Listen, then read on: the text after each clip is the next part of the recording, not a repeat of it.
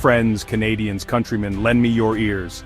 Today we gather not just to discuss a mere political whim, but to delve into the audacious and almost surreal notion that has gripped the mind of one man. A man who has never shied away from controversy, who thrives on the chaos he creates, and who now has set his sights on something truly bewildering. I come to bury Trump, not to praise him. But let's be honest, he doesn't need our help in digging his own political grave.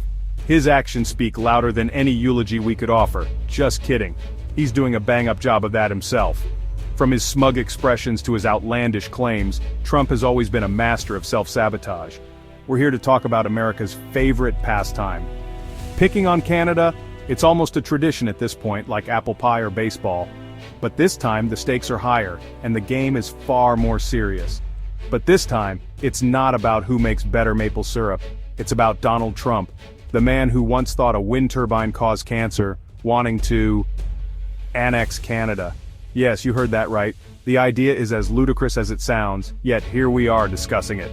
Yes, you heard that right. The guy who couldn't even keep a casino afloat wants to take over an entire country. It's almost poetic in its absurdity. A man who has failed in so many ventures now believes he can succeed in something as monumental as annexation. Now I know what you're thinking. John, that's just Trump being Trump. Blustering buffoonery, right? But what if this time, it's more than just bluster? What if there's a method to his madness? Well, buckle up, Buttercup, because this ain't no Twitter tantrum. This is a full-fledged political maneuver, complete with all the twists and turns of a roller coaster ride. This time he's got tariffs, timelines, and talking points. It's a well-orchestrated plan, or at least it appears to be. The documents are there, the speeches are being made, and the political machinery is in motion. He's even got news nodding along like a bobblehead in a MAGA hat. The media machine is in full swing, amplifying his every word, turning his wild ideas into talking points for millions. It's enough to make you wonder if someone slipped something into the water supply at Mar-a-Lago. How else do you explain the sheer audacity of it all? The idea that this could be a serious proposal is mind-boggling. But fear not, my friends. We're not here to panic, but to understand, to dissect this fever dream and see it for what it truly is. Because tonight, we're diving headfirst into the dumpster fire that is Trump's annexation fever dream. It's a spectacle, a drama, and a farce all rolled into one. We'll unpack the timeline, expose the hypocrisy, and marvel at the sheer audacity of it all. From the initial whispers to the full-blown media circus, we'll cover every twist and turn. So grab your poutine, crack open a Molson, and let's get this Canadian clusterfuck started. It's going to be a wild ride, and you'll want to be prepared. This isn't a hockey game, folks, but the stakes are just as high. The future of two nations hangs in the balance, and the outcome is anything but certain. Because when America sneezes, Canada catches a cold. The interconnectedness of our two nations means that any major move by one has ripple effects on the other. And when America elects a reality TV star with a penchant for authoritarianism, well, let's just say Canada better stock up on hand sanitizer. The implications are vast, and the consequences could be far-reaching. It all started, as these things often do, with a joke. A seemingly harmless quip that, in hindsight, was the first domino in a chain reaction that would lead to an international economic standoff. During a private meeting in December 2024, Trump referred to Justin Trudeau, Canada's dreamy-eyed, yoga-loving prime minister, as Governor Trudeau. The room chuckled, but the laughter was tinged with unease. Was it a slip of the tongue, or a deliberate jab? Ha ha, Donnie, you sure are a card. Except, like most of Trump's jokes, it was about as funny as a root canal, and twice as painful. The awkward silence that followed was a harbinger of the tension to come. Fast forward to January 2025, and suddenly expansion is the word on everyone's lips. The political climate had shifted, and the air was thick with speculation and uncertainty. Trump's inaugural address, a rambling ode to American greatness, was sprinkled with enough dog whistles about securing our borders and uniting the continent to make even Stephen King nervous. His words were a thinly veiled threat, a promise of aggressive policies to come. But it was on February 1st that things really went south. The day started like any other, but by noon the news had broken. Trump had imposed a 25% tariff on all Canadian goods. Faster than you can say poutine on the Ritz, Trump slapped a 25% tariff on all Canadian goods. The economic repercussions were immediate and severe, sending shockwaves through both nations, because nothing says we come in peace like an economic chokehold on your closest ally. The tariffs strained the relationship between the two countries, causing a ripple effect that impacted businesses and consumers alike. And if you thought that was the peak of Trump's diplomatic prowess, well, you clearly haven't been paying attention. His actions were a masterclass in how to alienate an ally and destabilize a region. In a Fox News interview just days later, Trump doubled down on his annexation ambitions, calling Canada ripe for the picking and claiming that Canadians were begging to be part of the US.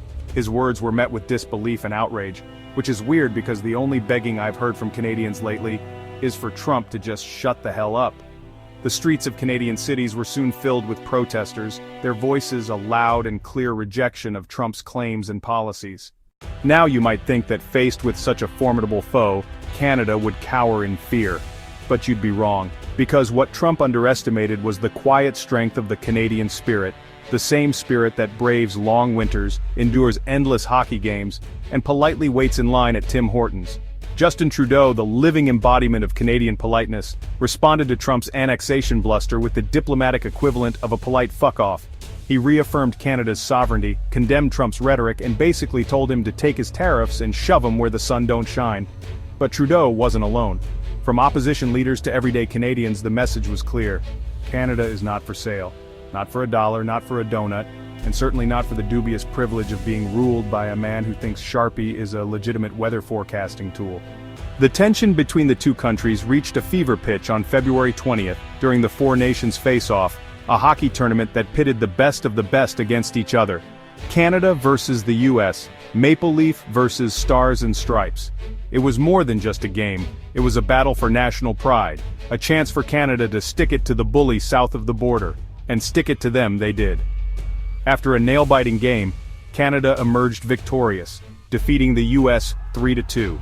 The crowd went wild, chanting, "We're not your 51st state," as if their lives depended on it. It was a moment of pure, unadulterated Canadian pride, a giant middle finger to Trump and his annexation fantasies. Now you might be wondering why on earth Trump would want to pick a fight with Canada in the first place. It's a question that has puzzled many, given the deep economic ties and mutual benefits that both countries enjoy. The relationship between the United States and Canada is one of the most significant in the world, characterized by a high volume of trade, shared values, and a long-standing history of cooperation.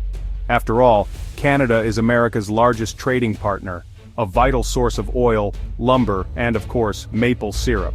The economies of both nations are so intertwined that any disruption could have far-reaching consequences.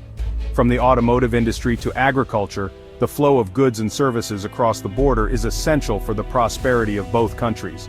Surely even Trump, with his tenuous grasp on reality, can understand the economic implications of alienating such a valuable ally. The stakes are incredibly high, and the potential fallout from a strained relationship could be disastrous. Yet his actions often seem to defy logic and reason, driven by impulses rather than careful consideration. Well, here's the thing, Trump doesn't give a damn about economics, he cares about power. His approach to international relations is often more about asserting dominance and projecting strength than about fostering mutually beneficial partnerships.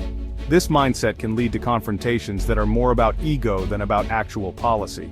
He sees Canada, with its vast resources and strategic location, as a prize to be conquered, a shiny new bauble to add to his collection of failed business ventures.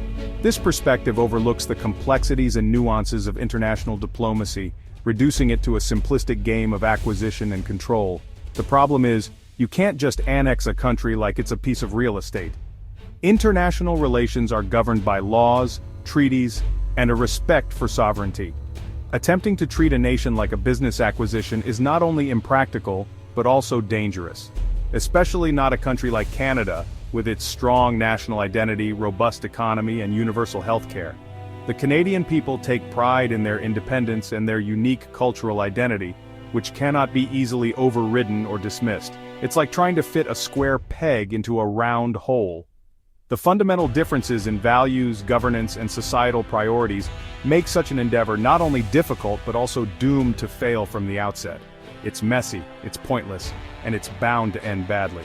The repercussions of such misguided attempts can lead to instability, economic downturns, and a loss of trust on the global stage.